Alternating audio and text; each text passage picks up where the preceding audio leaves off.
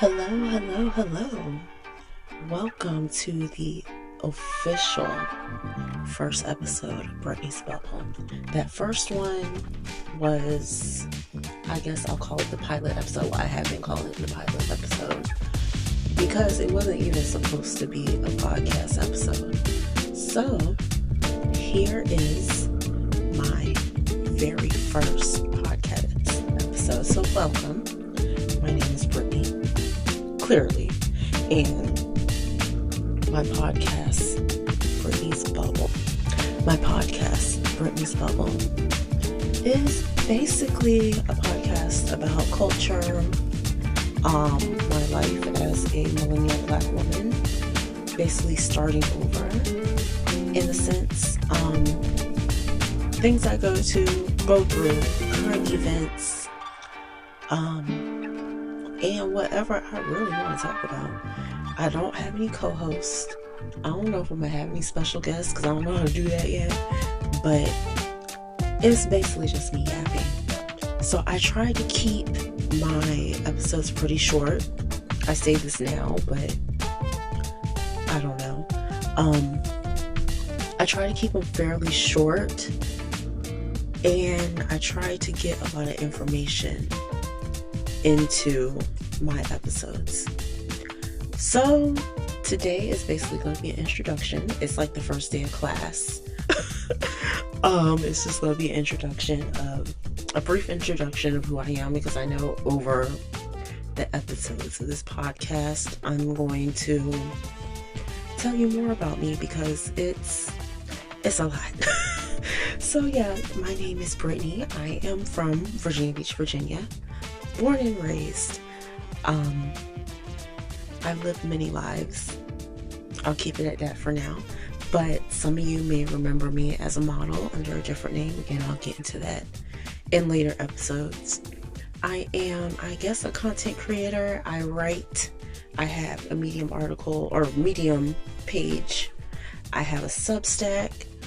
Many of you who are listening to this early, so on Sunday, you are part of my Substack, and welcome. I greatly appreciate all of you. I think there's like 32 subscribers right now. I greatly appreciate all of you. I'm still trying to clean up because when you move into a new house, it takes some time to get everything together. So I'm still in Substack trying to figure everything out. Setting up like my welcome emails and everything. So it's a little messy over there, but give me some time. My couch is still shipping in. I gotta get new blinds. My glassware. We eating off paper plates right now. So give me a couple of weeks and I will have that up and running. I have, of course, my free subscription, and then I also have a paid subscription. That is $5 a month, $50 if you pay for the year.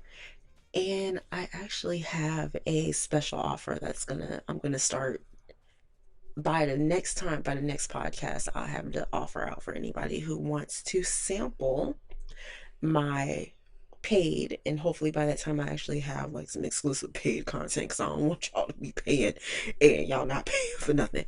But yeah. So what else do you need to know about me? I am a fur mom. I have a pit bull. I have a 1-year-old pit bull. Her name is Amy. And I have how old is my son? I think he's 8. I have an 8-year-old long-haired cat, and his name is Woodson Marshawn. Full name Woodson Marshawn 24. If you know, you know. Those are my children. They get on my nerves, but I love them to death. What else do you want to know about me? I am the youngest of my biological siblings. I am the youngest by a lot, but it don't look like it because we all look young. With the steps and siblings from marriage, I am the second youngest. I do have a little sister from my mom's marriage, and she's cool, and I like her. We get along really good. We actually used to work together for briefly. Which brings me to, I am a licensed cosmetologist. I am Olaplex certified. I worked as a barber for 5 years. I worked in a natural hair salon for a year. Um, I love barbering more than doing women's hair for a plethora of reasons. Um, yeah, I rep Tomb45. Speaking of that, I'm gonna get to them in this episode too, because I was gonna just focus on one thing, but there's so much went on this week. This is just gonna be like a hot topic. So I'm gonna get to Tomb45 in a second. Um, but yeah, that's just a brief thing, brief bio about me. I am a digital marketer as a career for now. Um, I do digital marketing for a local small business who has been in business for a very long time, a very historic business in the community. And I have rebuilt their online presence from the ground up in a matter of 3 years, and it's doing pretty well. I am grateful that they let me do something that I was really good at, or I thought I was really good at, and I just needed more hands on training. And I was able to be successful with them. So, yeah, that's a little brief. I think I'm gonna add music. So if you heard some music in the intro, that's like my theme music now. Shout out to Epidemic Sounds for the 30-day free trial, so I can figure out my theme music. So if I figure out how to mix this in Adobe Audition, then y'all will get theme music. But I'm figuring out editing, so bear with me. This might be a little choppy.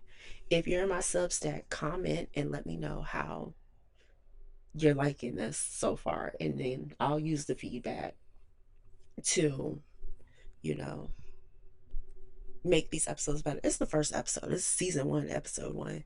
So bear with me. So yeah, let's get into the episode. Okay, so before I start, does anybody else have a hard time opening their Stanley? So I got a Stanley for Christmas. I always wanted one because I got one of them fake Stanleys from Five Below. You know how Five, they had like, it was a whole thing. They were selling out. They had them fake Stanleys. So I got one of them, and I was like, well, at least I can look like I have a Stanley. Um, and it just didn't, it felt cheap. Well, it was $5 and it was all right. It got the job done, but I was looking on the Stanley website and I was like, I need to get like a real Stanley. And they had a pumpkin spice. And I love pumpkin spice. That's a secret. I love, like, I'm one of those pumpkin spice girls. Like, comment below, or I don't know how podcasts work. Email me. I don't know. But let me know if you're a black pumpkin spice girl like me. Because I love pumpkin spice. I just love that fall aesthetic. So I got their pumpkin spice um cup for Christmas and I love it. My ice stays ice all day, especially when you put cold water. Like the trick is to your ice staying ice is that the water has to be cold too. So I put like my big like bourbon ice cubes in at the beginning of the day and I put some cold water in with it, and I still got ice cubes like when I get home at night. So yeah, but I was, before I started recording, I had to get some water because you know when you yap, your throat get dry, and you need water to quench your thirst so you don't have a dry mouth. Um, I could not get my Stanley open. Like, and then, like, I've been having like a hard time before. Like, I would have to take the rag. You know how you take the kitchen rag and you put it over, like when you open the jar, and you have to, and then I would do, and it would open, but it would not open. Like I was fighting for my life. So that's the only thing, that's the only issue I've been having with my Stanley so far, is that it's hard to open. And like this is the only time where I feel like I need a man. Like I only need a man, like right now. I feel like right now on January 26th at 11:59 a.m. The only reason why I need a man is to open jars in my Stanley. Because like bro, like I can't be doing, I don't have the grip strength, I don't have the muscle strength. Maybe once I get into the gym more and start building muscle, build my biceps and my forearms, I'll be able to do it. But right now, like, I need to hire a man to open my Stanley. But aside from that, um, the first thing I want to talk about is congratulations to Chris Basio and the team over at Tomb45, because I was on YouTube, I was scrolling like my YouTube subscriber like little section, and I saw somebody talking about let first look at the Babyliss Tomb45 clipper, and I'm like, a Babyliss Tomb45 clipper? Like, that literally, like, I got emotional because so when I started like cutting hair for real. So when I got out of cosmetology school, I went to a little chain um salon inside of Walmart. It was a salon inside of Walmart. Um I went to a chain salon, and before I get into that, my first um job interview out of cosmetology school, I think it was like at a Supercuts.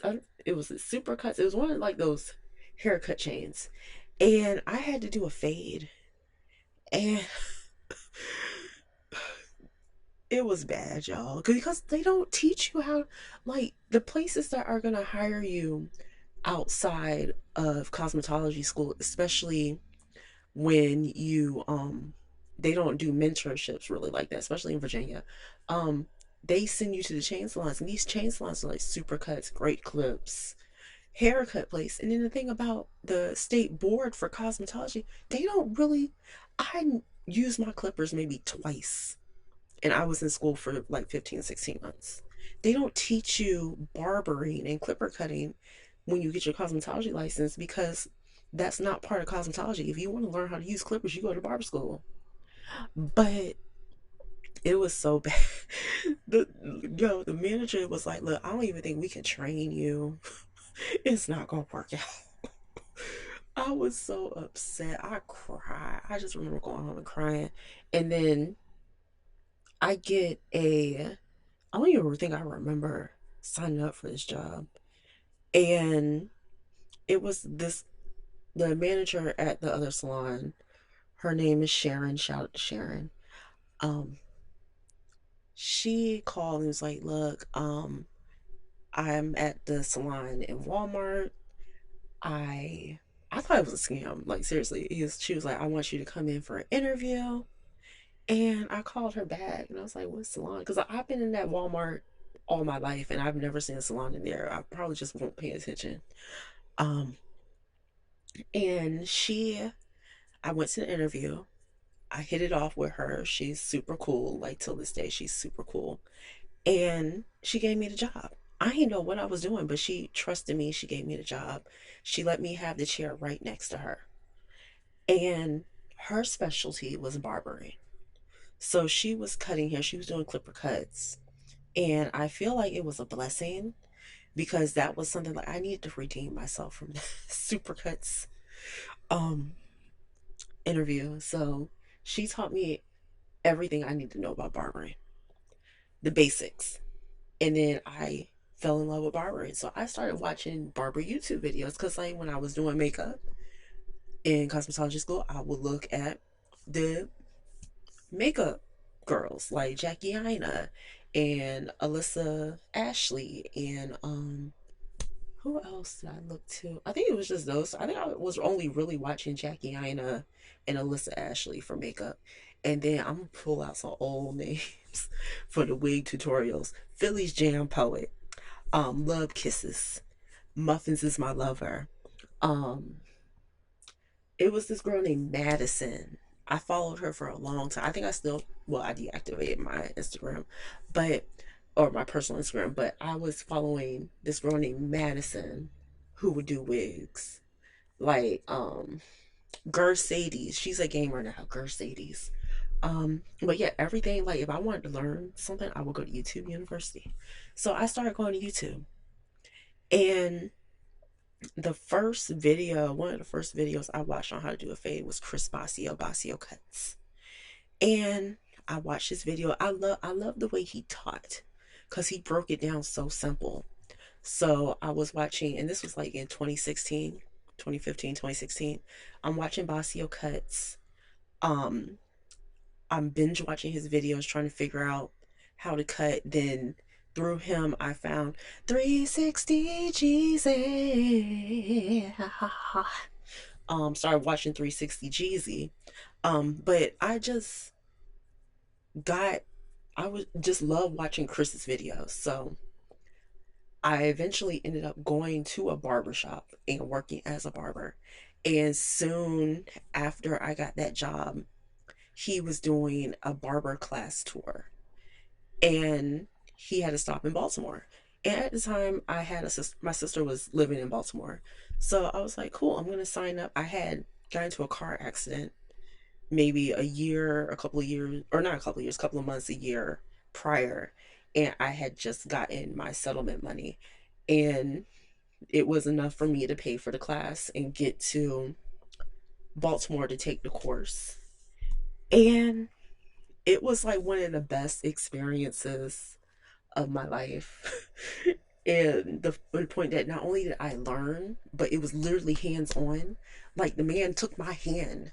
I don't know if it was him or if it was Fonz or Dre, because those were the guys that he was teaching with. They would take your hand and show you how to fade.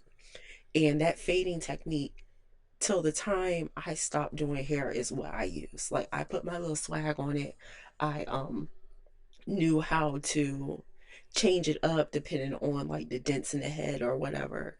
But I used that technique in that system the entire time that I was working in the shop. And like I feel like I saw them, like that was the first YouTuber that I met. And he like told me like the game on YouTube, well, told all of us, because we went to lunch. We went to this Italian restaurant next to the barbershop, and I sat next to, because I just wanted to get the energy, like, um but they were just starting.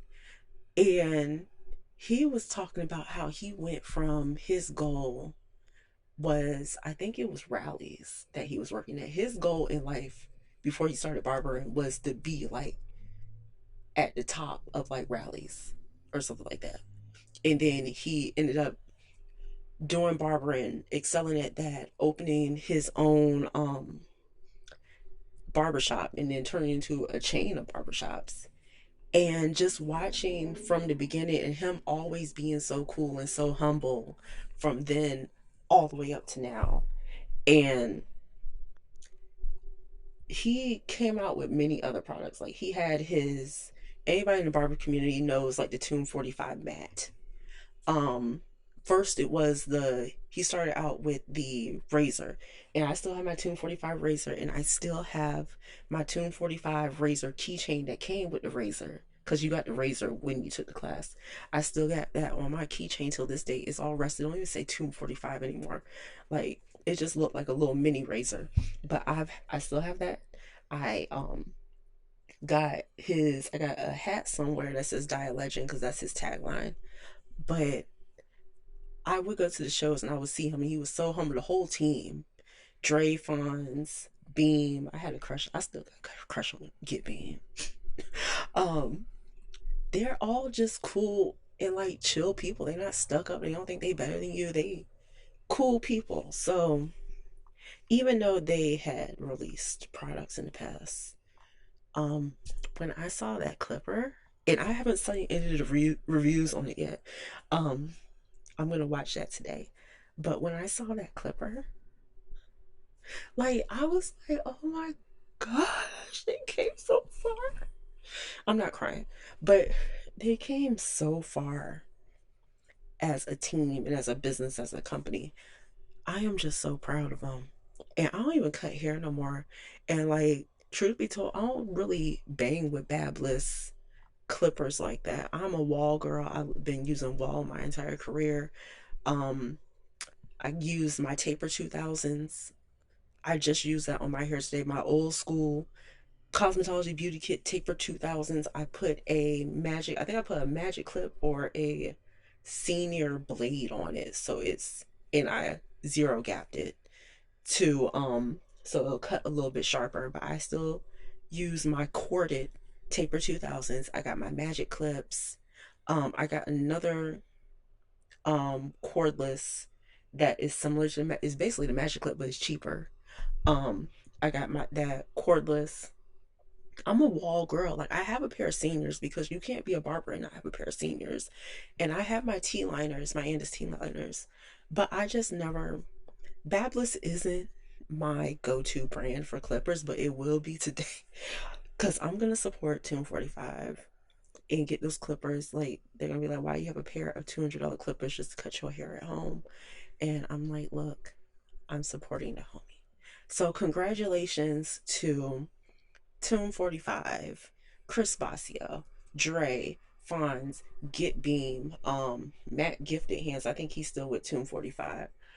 Um, and the whole team. I am so proud of y'all. I'm speechless. So congrats to y'all. Yeah, okay. So speaking of cutting my hair, or cutting hair in general, I cut my hair. I cut my hair yesterday. And I'm a ginger now. Like, so I been complaining. If you follow me on my Instagram, official, I was about to say official Claudette Berry Child, official Brittany Michelle on Instagram, I had been complaining about the top of my hair. So what happened was, earlier this year, or like late December, I was like, I'm not gonna wear wigs for 2025. I'm gonna wear my real hair out like I've been doing. I'm tired of dealing with wigs. I'm just gonna wear my hair. So I had cut it back into my signature cut, and I cut my hair sober, and that was the first problem because I can't cut my own hair sober. uh, and I took the sides up too high, so like now and I was gonna keep the top. I cut the top down a little bit, but I was gonna keep the top long because that was my signature cut. Um, but the top was just like sprouting out. It looked weird. Like, for anybody, when I would compare it to Justin Fields, when he was at Ohio State, before his hair got like long and he started wearing it in the braids. He had like the tight sides and it was just like an afro, like growing out. That's what I felt my hair looked like, and I hated it. And like, it didn't lay right, and then I put that red in it and it didn't show up. So I was like, I'm over it. I cut, because I had to cut my sides down anyway. So I cleaned up my sides, tapered them down, cleaned them up. Um, and I took my top down. So I was going to tell you, so my thing was, I'm going to take my top down to the highest point on my sides, or maybe a little bit higher. So my sides, the highest point was like a 5.5 guard.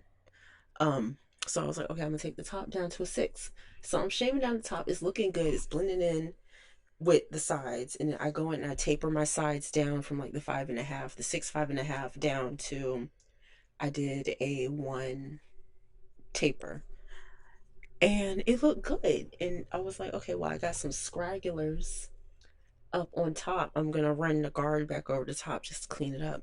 So again, I don't cut my hair sober, so I had a little bit of whiskey.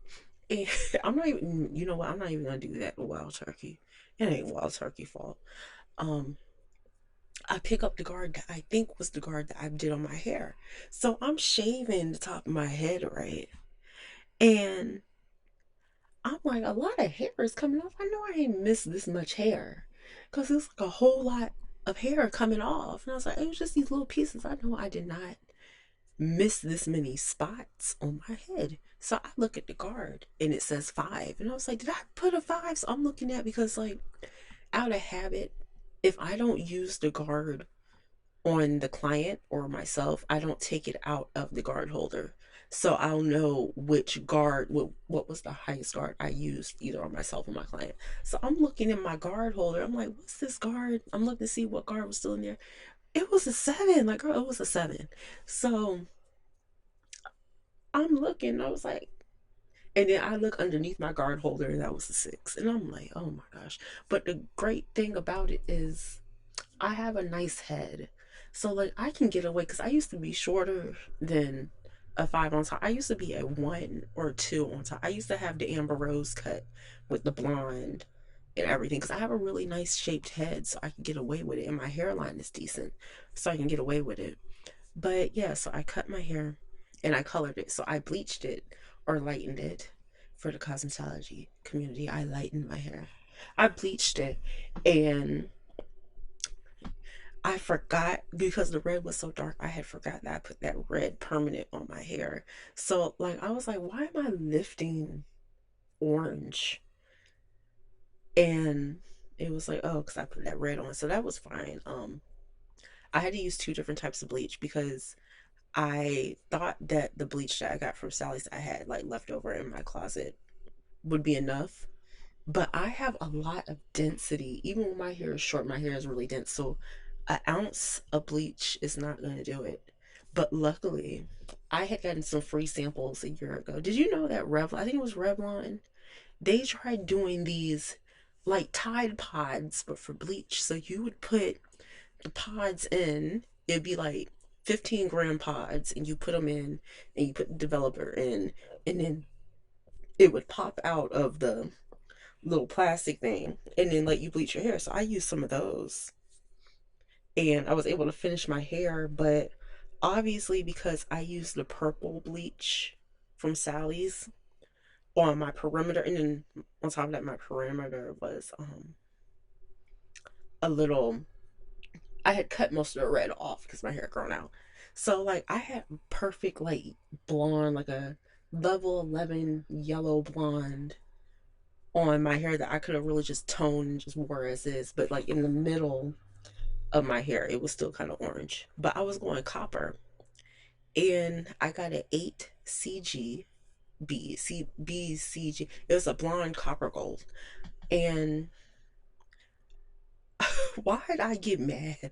Because the color, the copper blonde that I purchased, that I looked at the swatch, that I researched and was like, yep, that's the color I want. I put it on my hair and it comes out copper blonde. And I'm like, why am I copper blonde? Like, it's orange. Granted, when I put on makeup and stuff, it's gonna look fine, but it's orange. So I'm a ginger now, and it's gonna take some time to get used to it because I'm looking at like, why do I have orange hair? That's not professional. But I'm pretty sure once I put my makeup on with it and I get my skin together and I put on my earrings and everything in my outfit, I'm sure it's gonna look good. But for right now, I'm gonna have on a hat. So pictures incoming. I am a ginger. Let's see what type of fun gingers have because they said blondes have more fun. I had some fun as a blonde. Brunettes be having fun. Let's see what these gingers do. So let's see how ginger Brittany looks. Okay, so the next topic that I want to talk about. This is 28 minutes already. Like this was supposed to be 15 minutes.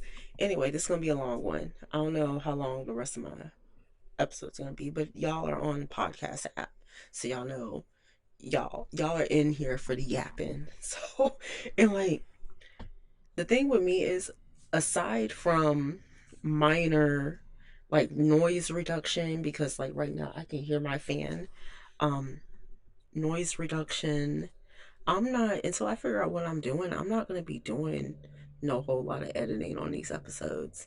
So it's just going to be me yapping. You're going to get these cuts for when I pause to cough or get a drink of water. You're going to get these cuts in between me changing topics, until I get into the group of things. This is my first episode, like for real. So like y'all gotta bear with me. Like you gotta practice. I've been reading Atomic Habit. I've been listening to Atomic Habit, reading Mastery, and practice, get into a system and practicing that system even when it doesn't show any results will make you better. It could take me years. I could be on season 3 of this podcast and still not know what I'm doing. But just bear with me. If you love me, just bear with me. Pour into me, support me. So Anyway, so this next topic was supposed to be my whole podcast, honestly, because I was so riled up and emotional and upset when I heard about it that I was just gonna come on here ranting and growth, because like I was like, let me sleep on it for a couple of days. Let me see what else comes out. I haven't looked at the news lately to see if they said anything different. But I was like, let me sleep on it. Let me clear my head, get my thoughts together. But as you all know, especially if you're a black woman, Target rolled back their DEI initiatives. They claim that they put these initiatives in place after the murder of George Floyd, which happened in Minneapolis, Minnesota, where their headquarters is located. And they wanted to like uplift minorities, small black business. So they started putting more black owned businesses on their shelves. They had their big Black History Month campaigns. Actually, their Black History Month um collection drops today, actually, um, and all that. But as soon as Mr. Orange Felon said that they didn't have to do it anymore, they stopped doing it. And it was hurtful that they said that they were going to scale back on offering smaller minority black businesses, and they were going to scale back on doing black history, and they were going to scale back on supporting us. It was hurtful. It was hurtful to a lot of people. It was hurtful to my friends and my siblings and I, because you used a tragedy that affected the black community to line your pockets, and you didn't really care at all. And it's sad because you're the people who were buying from you, like, and they knew how strong the black dollar was, which is why they did what they did. So I'm not going to get too much into it. I said what I had to say on threads. I wrote down some stuff, how I felt personally. I cried it out a little bit because I love Target. There's a Target up the street from me, and like I'm going to get food, and like my favorite like Asian restaurant is right across the street. So you know I'm gonna shake my fist, but it's heartbreaking, and it's heartbreaking to not just me, but plenty of other Black Americans in the United States. But here's the thing, though: listen to the brand owners who are stopped in Target. I know we want to be like, oh, let's boycott Target altogether. Don't spend no money there. Go to these designers' websites and purchase. But that could be doing more harm than good. So everybody's calling for these boycotts, but you don't know the contract that they have with Target. You don't know the type of money they will lose if you don't purchase their items in store. And like, I kind of, y'all don't get on me, but I kind of take it into what happened with Chef P and Pink Sauce. If you really pay attention, like, I know y'all think she's crazy, but if you really pay attention to what happened with her and Dave's Gourmet and Walmart, she lost money because it wasn't selling. So BS aside, her asking them to pay for her birthday dress and doing like a campaign or whatever aside, she still lost money because they had to mark those sauces down, hundreds, maybe thousands of sauces down, from 7.97, 7.87. It was like, it was about $7. That's why I ain't buy it, because I was like, I'm not gonna pay $8 for some sauce I don't know if I like or not. So um it was about $7 for the sauce, and then they mark it down to like 79 cents. I've seen at the lowest. They had it in Dollar Tree for $1.25. That company, not only her but Dave's Gourmet, lost money on that deal because people weren't going in Walmart and buying that sauce. And it's the same thing that's going to happen with these. um business owners, if y'all don't go and support them inside of Target. I know y'all don't want to go to Target. Order it online. Um, but like I don't want to say the name of her company wrong, but the hair care line, Deux, Doe, Docs. I don't want to say it wrong, but she put a statement on her Instagram saying that, look, we understand what's going on with the Target situation, but don't boycott and stop buying our products from the store. Like, I know y'all mean well. I'm just paraphrasing. I know y'all mean well by saying, oh, you're going to purchase from the website, but that doesn't help us the way that you think it does, because they have money tied in. Because, like, if you think about it, if they're a small business, and I'm talking from a place of having a small business. What does this sound? I'm talking from a place of having a small business. Sorry, y'all. It was some type of buzzing. I'll probably edit it out, but so y'all won't hear it. But I'm talking from a place of somebody who works for a smaller business, working having my own small business. A distribution deal is big because it takes a lot of weight when it comes to shipping out and sending out product off of your back, because it's being handled by the people, the store or the distribution that's doing all that. You go to that website, that's gonna be, and you bombard them. Let's say that you have like maybe 20,000 people start buying from the website. That means that they'll have to hire more employees. They're gonna have to pay those employees. Stock, there's possibility of stock running out, shipping being delayed, and it can cause like a whole lot of issues with customers. And then y'all will turn around and be like, see, this is why I don't support black business. It took 3 weeks for me to get my moose. And it's because, like, at the end of the day, it's a small business, emphasis on small. Like, you're gonna overwhelm these people when they already have a distribution deal with a company that can handle that load. So I know we mad, but support these black creators, black businesses inside of Target. Sell them out. Don't buy no up and up. Don't buy any other Target brand, anything. Just buy out the black businesses.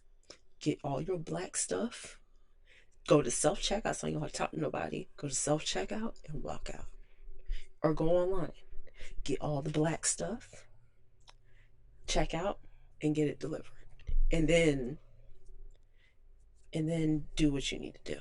But y'all need to sell out. I need to go on Target and see all the black businesses sold out. Leave me some As I Am dandruff shampoo though, and some oil. But I need y'all to sell them all out. Thank you. So yeah, listen to the businesses and the business owners when it comes to this, and don't just do what you want to do, because you're gonna hurt these businesses and then you're gonna wonder why they're not around anymore. So listen to the business owners. So lastly, like, this won't even on my list of things to talk about today, but I don't have personal social media. My social media spaces, aside from not Blue Sky, I'm not even on Blue Sky anymore. I deactivated that account. Um, I'll get into that later. It has nothing to do with Blue Sky. It was me, not them. But I'm on Threads. But like, my Threads is 90% black women. So like, I don't get, and then like even on Instagram, I don't follow like the Shade Room or Neighborhood Talk. So I get all my gossip and celebrity entertainment news from YouTube. I get it from Make It Make Sense. Shout out to Make It Make Sense. I get it from what's his name? I was just watching his, I think it's O Meezy. It's him and somebody else that have similar names, but one's white and the other one's black. And I think his name is O Meezy.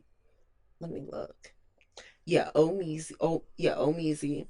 Um, I just found this new YouTuber. Her name is Abso-fucking-lutely. And I love her. Like she's my new favorite. And she does these long live streams. Like she goes live all the time. And I found her through where who did I find her through? I don't know if it was through the Drake lawsuit or if it was something else, someone else I found her through, but I found one of her videos and I just got hooked because she kind of reminded me of Daria, like the cartoon Daria. Like she has like the glasses, the hair, and then like just the way that she speaks and her sarcasm. She just reminded me of Daria, and I was hooked. And then when the new Drake court documents came out, she did a 3 hour live reading the entire document. It was so I was in my office crying. Luckily I brought my headphones because I was in my office. I was working, but I was crying because she was hilarious. But it's her and it's basically I get all my entertainment news from YouTube. I anything that goes on TikTok, I get it from Michelle McDaniels. Um Anti MLM. I have Julie Joe and Aaron B's. I love Aaron B's. Um, Brianna Jewel, if she ever decides to come back to YouTube. I'm kidding. I love Brianna. Um, I got my cousins. I call them my. I think it's kind of weird to call them your cousins, but I have Nisi Pizza and Long Hair Pretty Nails. And that's those are just my comfort channels. And then like of course I watch the Style Theory, Food Theory. I watch a lot of YouTube. So anyway, that's not my YouTube subscriber list is not the reason for what I'm gonna say. But if you are watching this on Brittany Bubble on YouTube, I know I ain't got no video. I'm working on it. Um, but if you just subscribe to Brittany's Bubble, if you're watching this on YouTube or if you're on YouTube Music listening to this, if you just subscribe to Brittany's Bubble, that would be greatly appreciated. So I promise to give y'all some video once I figure out how to do all that. But learning Adobe Audition is hard enough. And they still haven't. Oh, well, short story CapCut did try to charge me $20. And I told them to take that $20. And yeah. But anyway, all this to say, I think they getting Akademiks out of here, which rightly so, and I'm upset that it took this long. So some news broke. I don't know how much detail I can get in on the Akademiks, DJ Akademiks situation, but go Google him. His name is DJ Akademiks. It's spelled DJAKADEMIKS. So just look him up. Um, Majority of the content creators I mentioned that do like entertainment news, like Omeezy, Abso-fucking-lutely, did a live stream last night. Meezy did a live stream last night. Um, I think Making Makes Sense did something on it like earlier, but he's nasty and he's been that way. And I'm surprised y'all didn't get him out of here sooner. Like, it was an issue with him and a 15-year-old streamer, and it was just gross. And he needs to be taken off stream. I've been sick of him since Erykah Badu said he looked like Tom from Tom and Jerry, or Jerry from Tom and Jerry. And that was like 10 years ago. But he's just annoying. He's annoying. He doesn't seem like a good person. I don't like his energy. He kisses Drake's behind. And you know how I feel about Drake. Well, y'all don't know how I feel about Drake. I don't like Drake. Uh, and it's not because two of my favorite rappers dissed him and won battles against him. It's not because of that. I mean, it helped. But I started hating Drake.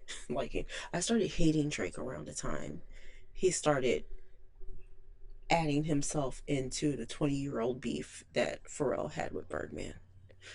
And if you want me to give a history, because I watched that beef in real time from middle school all the way up to now. So, like, let me know if you want me to do a podcast.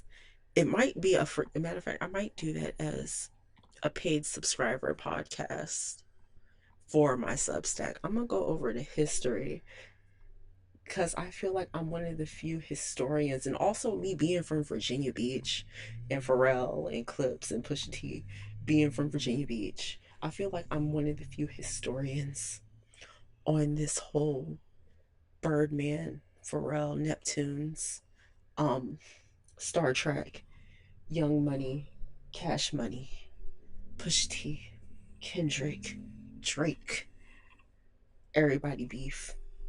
And I feel like I'd be like the ideal person because like I'm Star Trek. I'm the quintessential black millennial from Virginia Beach. We hold on to that old Star Trek, Neptunes, old school Clips era like nobody else on the planet because we lived it in real time in the city where it was created. So like if y'all want to hear me talk about that, just let me know, and then subscribe to my Substack and I'll have it up there. But yeah, that's it for today. This is way longer. It's like almost going on 50 minutes, 45 minutes, 46 minutes now. I did not expect the yap for this long.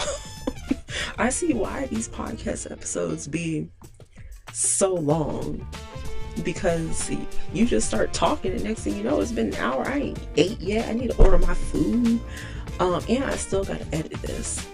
So yeah, thanks for listening to me talk, guys. Let's do this again around the same time next week. Yeah, so yeah, good talk. This has been Brittany's Bubble, and I will talk to y'all later. Alright.